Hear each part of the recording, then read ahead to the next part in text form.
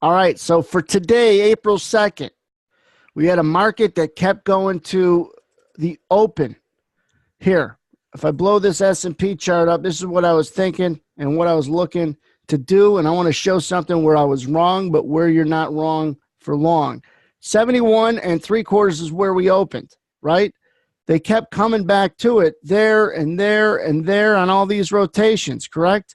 There, and they just couldn't climb through it and go to the overnight high. The DAX was strong, the NASDAQ was strong, and then this was the moment where I thought we could have a follow through and finally rally through the highs. Obviously, it didn't. It broke about 8 points. Do I buy it up in here and then still hang on to it and say, oh, what do I do? Buy more. What do I do? Buy more. I don't do that.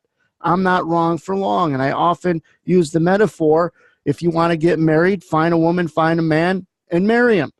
But in trading, it's all about being able to buy her a drink. I don't like her. She doesn't like you. Get out of there. One night stand, you're done. It's over with.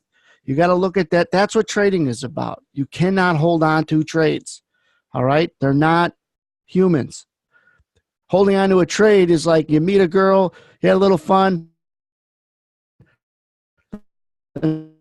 Next day, you go to Las Vegas, you get half three, and you have to give her half of what you made. That's adding to a loser. And it goes both ways, right? Girls, you meet a guy, and he's a jerk. But you married him. You had 3 kids with him. Then he's a jerk. That's an investment. These are trades. So getting back to it, how long are you wrong for? What did we write down?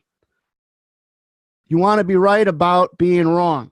You want to be right about being wrong. So let's get back to our footprint chart with the edge zones, and I'm going to play it. The market's chopping. Here's one of the rotations up in here to that yellow line is today's open. I'm anticipating it's going to get above it.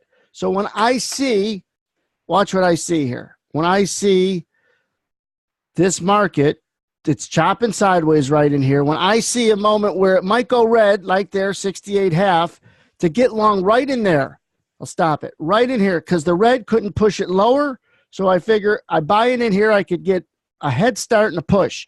But I did something that wasn't smart, is I looked for too big of a winner. I knew the context of the day wasn't great. I knew that the market wasn't giving big winners out, and I had a 4 or 5, 6 tick head start, didn't take anything, and then ended up having to scratch the whole damn thing. Felt like a loser. Comes all the way up in here for a 6 tick winner. I usually scale. I don't. And the market comes. Now I'm really confident it's going to go up. I'm in a good location because it went red. You've seen where it went red.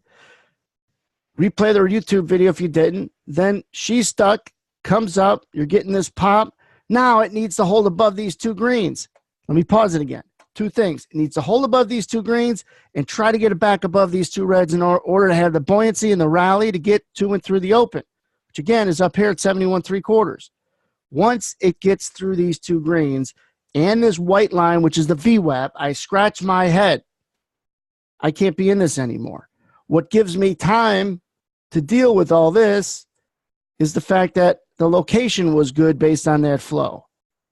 But I'm dropping her off at home, calling her an Uber. I never want to see you again in here instead of asking her to marry me. All right, let's play it out. And why? Because it's got through these 2 greens. All right. In the metaphor, why is because I think she is going to cheat on me if I marry her. I question her loyalty after 1 week. Play it. And you see this market dip through these 2 greens, shouldn't do that. Dip through the VWAP, shouldn't do that. Here's a green, 68.5, should make it go up. And it does, but not a lot. It seems like it's begrudgingly wanting to go up. But all in there, you're scratching your head and you're wrong and you're out of a long trade. So now you don't have to be a victim of 66's trading, 65's trading. And I even said in the room, if I wasn't long, I would have been short. I've never been good at reversing, but this got me bearish. Just happened to look for some upside because I was in a good long location. I kept the loss minimum, meaning 0. But this was a bearish move transition, and that was the cadence, that was the progression in the room. So instead of having to sit here still with a stupid long trade on when it's way down here, you're paralyzed and you're going to do even dumber things. Trust me when I tell you, the bigger the anxiety, the bigger the emotion, the more dumb things that you're going to do, period. Don't fall in love with trades. They're stupid. Guys are stupid. Women know that. So don't hang on to most of them. This isn't about dating. This is, like George says in the room, it's speed dating. Let alone Tinder, let alone the traditional way of meeting men and women in a bar. And I'll stop there. We're probably going to go over the line.